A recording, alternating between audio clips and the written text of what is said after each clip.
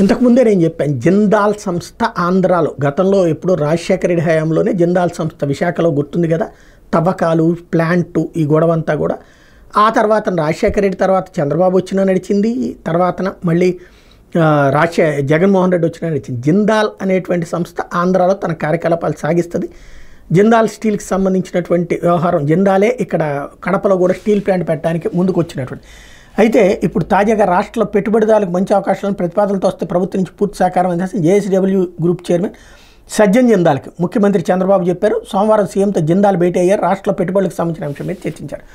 ఏదైతే ఇక్కడ Jindal already Jindal steel plant పెడతానంది, విశాఖలో కనుక స్టీల్ ప్లాంట్ దగ్గర ఉన్నటువంటి భూములు ఇస్తే అక్కడ కూడా స్టీల్ ప్లాంట్ పెడతానంది, అది రెడీలో ఉంది స్టీల్ ప్లాంట్ పెట్టడానికి. అంటే జగన్ ప్రభుత్వ హయాంలో తీసుకొచ్చినటువంటి వాటిని ఆపేయడం కాకుండా తాము ఆగిపోవట్లేదు, జగన్ కోసం అని ఆగిపోవట్లేదు, వాళ్ళు బాబుని కూడా నమ్ముతున్నారు అనడానికి సాక్ష్యం. తద్వారా పెట్టుబడుల కంటిన్యూటీకి చంద్రబాబు గారు మంచి స్కోప్ ఇచ్చారు.